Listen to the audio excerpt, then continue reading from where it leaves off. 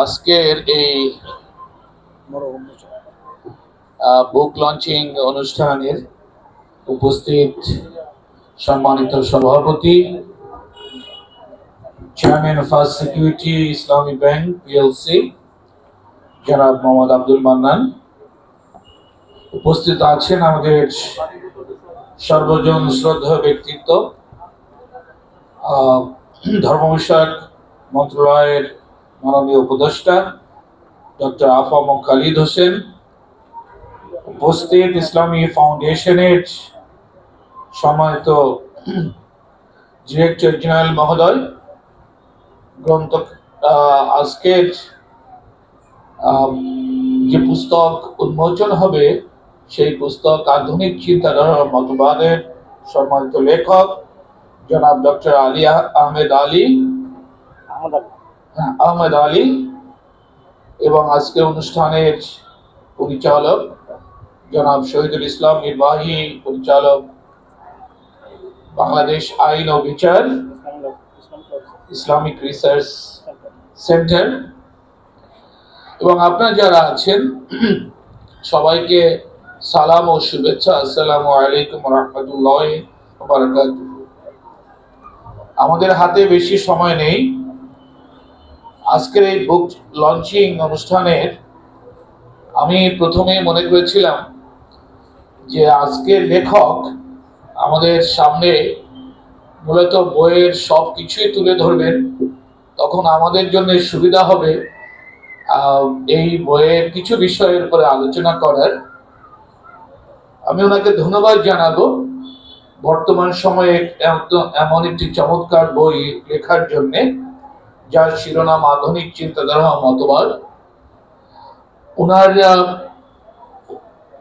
কর্মশিল্প, ওনার এই ধরনের লিটারেরি কর্মের সাথে আমি আগের থেকেই পরিচিত, কারণ উনি আগে তাসাউফের সরুর একটি বই লিখেছেন, বইটি আমার পড়ার সুযোগ হয়েছে, এবং উনি আলিম সমাজের ঐক্যের উপর একটি বই লিখেছেন, সেটা আমি পড়েছি, এবং বিদআতের উপরে বই লিখেছেন, সেটা আমার সর্ববিস্তর আমি পড়েছি।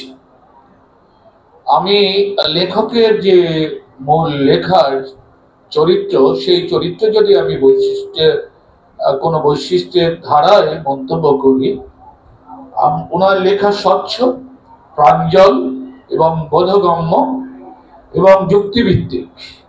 ওনার লেখায় আমি যে জিনিসটি পেয়েছি, উনি নিজের মতামত প্রকাশ করেন, মতামত প্রকাশ করার পরে সেটাকে সাবস্টেন্সিয়েট করেন, সেটাকে যুক্তি দিয়ে প্রমাণের চেষ্টা করেন। ওনার মধ্যে রিজনিং এর একটি প্রবণতা খুবই লক্ষণীয়, এই জন্য ওনাকে আমি ধন্যবাদ জানাবো। আজকের যে বইটি আমরা লঞ্চিং করতে যাচ্ছি, সেই বইটির যে শিরোনাম উনি দাঁড় করিয়েছেন, সেটা আধুনিক চিন্তাধারা ও মতবাদ। এই বইটি প্রকাশনার সংস্থা হলো Bangladesh Islamic law research and legal aid centre. আমি তাদেরকেও ধন্যবাদ জানাবো।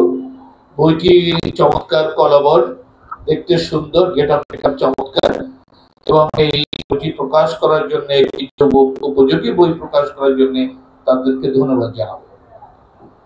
এখন দু একটি কথা আমি এখানে বলতে চাই, সেটা হলো যে আমি সব শিরোনামগুলো দেখলাম, শিরোনামগুলো দেখার পরে এবং ওনার ভূমিকাও আমি কিছুটা পড়েছি।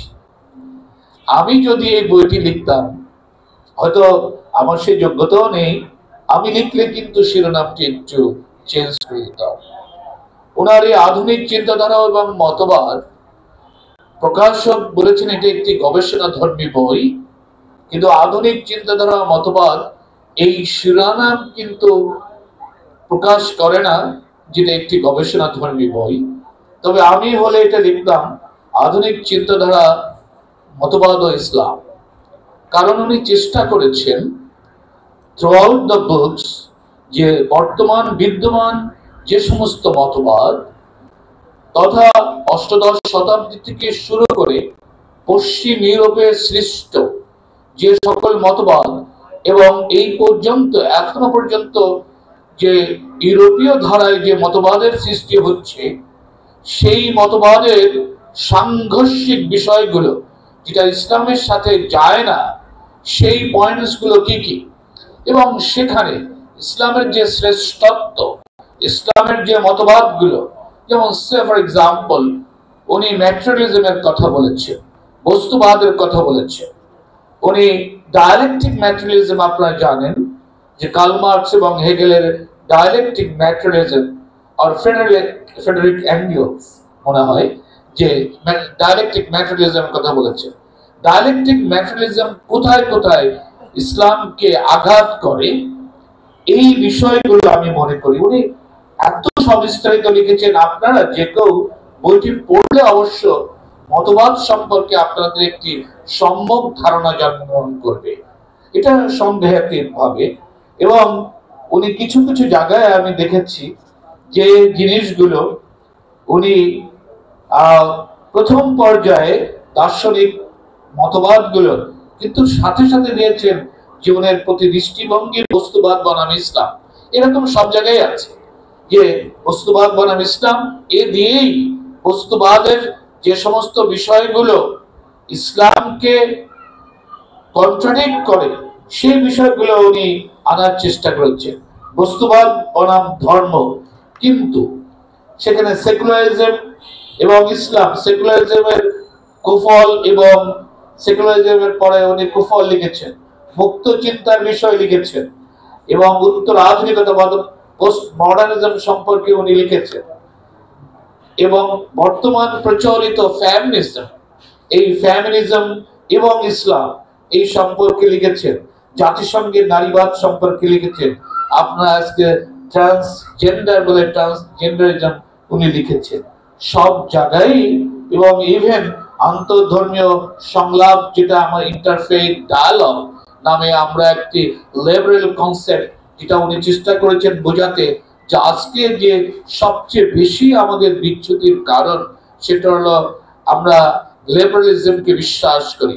সব জায়গায় ধর্মীয় যে ইসলামের যে মূল চরিত্র, ইসলামের যে ফান্ডামেন্টাল বিষয়গুলো, সে যে ফান্ডামেন্টাল বিষয়গুলো আনঅ্যাভয়েডেবল, যেটা থেকে আমরা বিচ্যুতি ঘটাতে পারি না, এবং সেই জায়গাগুলোকে আরো চমৎকার ভাবে রিজনিং করা দরকার ছিল।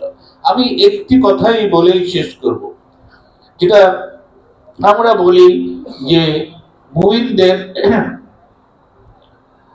যারা মুমিন কোরআন মজিদের মধ্যে আছে, তারা যেন তাদের সবচেয়ে বেশি মুমিনদের বাইরে অন্য কার সাথে সম্পর্ক রাখার ক্ষেত্রে মুমিনদেরকেই প্রাধান্য দেবে।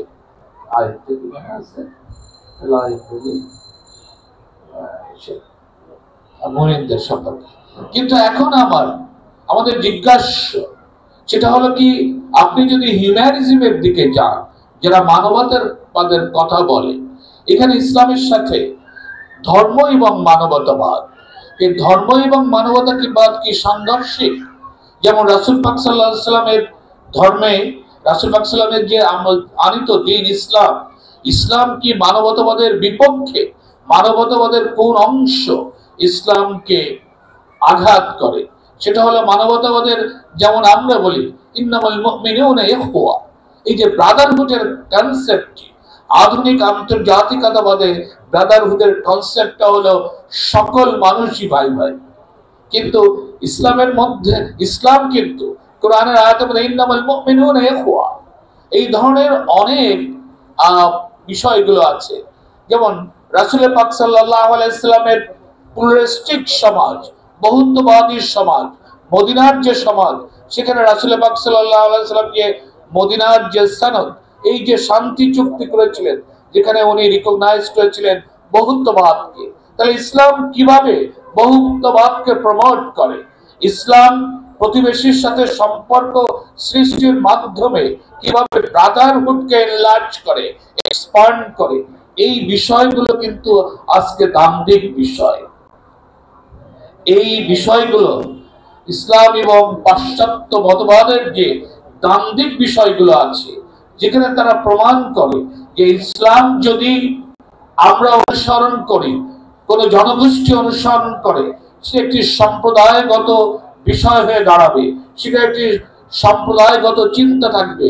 কিন্তু ইসলাম যদি ধরেন প্রতিষ্ঠা লাভ করে সামাজিক এবং রাজনৈতিক ভাবে, তাহলে এই হিউম্যানিটিকে কিভাবে ইসলাম এস্টাবলিশ করতে পারে, আন্তর্জাতিকতাবাদকে কিভাবে ইসলাম এস্টাবলিশ করতে পারে, আন্তর্জাতিক শান্তি এবং বিনির্মাণে জাতিসংঘের যে সমস্ত কনসেপ্ট, জাতিসংঘের যে ম্যান্ডেট আজকে আমাদের চিন্তায় প্রগাঢ়ভাবে বসে গেছে, এর মধ্যে থেকে বেরিয়ে প্যান ইসলামিক যে এক ধরনের চিন্তা ভাবনা জামালউদ্দিন আফগানি করেছিলেন, এবং সারা বিশ্বের যে ইসলামিক রাজনীতিবিদরা এখন সেই নেতৃত্ব নেই, এটা ইন্টারন্যাশনালাইজেশন, গ্লোবালাইজেশনের যে কনসেপ্টটি, সেই কনসেপ্টটি ইসলামের মধ্যে আছে কিনা? আল ইয়াউমা আকমালতু লাকুম দীনাকুম ওয়া আতমামতু আলাইকুম নি'মাতি ওয়া রাদিতু লাকুমুল ইসলাম দীনা। এই প্রেক্ষাপটে রাসূল পাক সাল্লাল্লাহু আলাইহি ওয়াসাল্লামের হাদিস খায়রুন নাস মান ইয়ানফাউন নাস, রিফায়ে আমের কনসেপ্টের মাধ্যমে মানবতাবাদকে ইসলাম কিভাবে জাগ্রত করতে পারে, এই বিষয়গুলো আমি মনে করি এই বইয়ের মধ্যে আছে। তবে আরো যদি বিশেষভাবে আলোচনা করা যেত, তাহলে এই বইটি আধুনিক যে মতবাদ, সেই মতবাদের জন্য ইসলামকে চ্যালেঞ্জ হিসেবে প্রমাণ করত। আমি মনে করি চমৎকার একটি বই হয়েছে। আমি সব না পড়েও সুপারফিশিয়াল আমার আইডিয়ার থেকে আমি যেটা সেটি কিছু বললাম, হয়তো উনি এর মধ্যে আলোচনা করেছেন কোনো ভাবে। তবে আমার এট এ গ্লান্স যেটা মনে হয়েছে, ট্রেন্ড অফ রাইটিং দেখে সেটা মনে হয়েছে উনি বিষয়বস্তুকে তুলে ধরেছেন, সহজে এবং সাবলীল করেছেন, বুদ্ধিভিত্তিক বিষয়টার থেকে আমাদেরকে, পাঠকদেরকে বেশি জানানোর চেষ্টা করেছেন। আমি মনে করি পরবর্তীতে উনি এই আধুনিক চিন্তাধারা এবং মতবাদকে, এটিকে আরো উন্নত মানের করে আমরা যা ভাবি আজকে ইসলামকে আধুনিক চিন্তাধারার উপরে প্রাধান্য দেওয়ার জন্য, ওটা ওনার চিন্তা আছে, কাজ করবেন। এবং এই ব্যাপারে আমরা এই বইটি সবাই পড়বো, আমরা সবাই উপকৃত হব। এ ধরনের কাজ মূলত আলেম সমাজরা করে না, আলেম সমাজদের কাজের মধ্যে এটি অন্যতম কাজ।